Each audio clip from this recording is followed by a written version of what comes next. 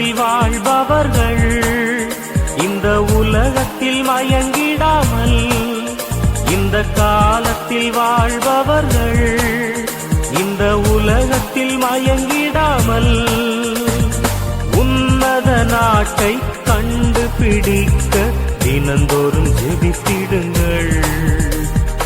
உன்னத நாட்டை கண்டுபிடிக்க தினந்தோறும் ஜெபித்திடுங்கள். உன்னத நாட்டை நோக்கி மிக வேகமாய் ஓடிடுவோ.